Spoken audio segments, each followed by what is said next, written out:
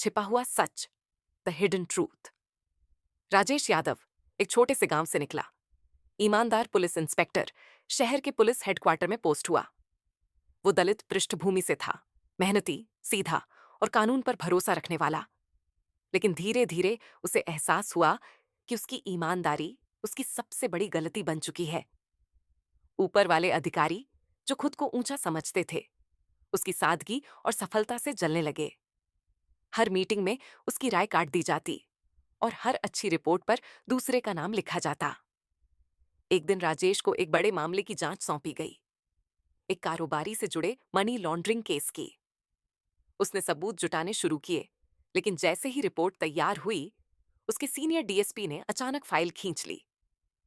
उसी शाम व्हाट्सएप पर अफवाह फैली कि राजेश यादव ने शराब कारोबारी से रिश्वत ली है।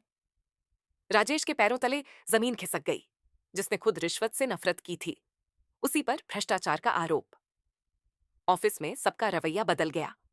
उसके साथ लंच करने वाला साथी अब उसे देखकर चुपचाप हट जाता। हर शाम उसका नाम नई अफवाहों में घसीटा जाता। जांच कमेटी में वही अफसर थे जो खुद इस साजिश के हिस्से थे।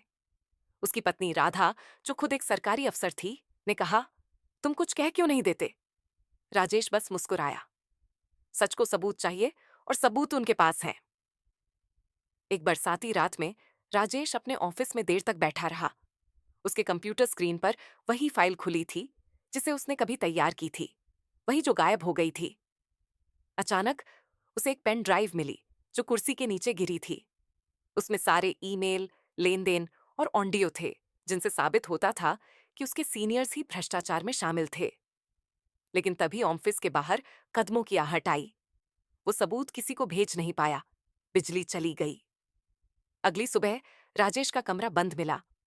दरवाजे पर लटका नोट था, सिस्टम ने मुझे हराया नहीं, मैंने उसे बेनकाब किया है। अंदर मेज पर एक फाइल रखी थी। उस पर लिखा था, सत्य के रखवाले कौन। फाइल जब खोली गई तो उसमें कुछ पन्ने गायब थे। उसके बाद राजेश यादव को उच्च श्रेणी के पुलिस ऑफिसरों द्वारा तरह तरह से परेशान किया जाने लगा। और जब उसने कोर्ट को और सरकार को पत्र भेजकर बताया, तो उल्टा राजेश को ही गलत साबित करने में सारा सरकारी सिस्टम लग गया। अब राजेश यादव का धैर्य जवाब दे चुका था। कोई उसकी बात सुनने को तैयार नहीं था। अब राजेश यादव करता तो क्या करता? उसे कहीं से कोई उम्मीद की किरण दिखाई नहीं दे रही थी। उसकी हिम्मत जवाब देने लगी थी। एक दिन जब उसकी पत्नी विदेश गई हुई थी, वह अकेले घर पर था। उसकी हिम्मत जवाब दे गई। उसने एक 8 पन्नों का नोट लिखा, जिसमें राजेश यादव ने उन सभी पुलिस वालों के नाम लिखे जिनके कारण राजेश यादव का जीवन नर्क बन गया था। फिर क्या था, राजेश यादव ने अपनी सरकारी गन ली और अपने सिर में गोली मारकर आत्महत्या कर ली।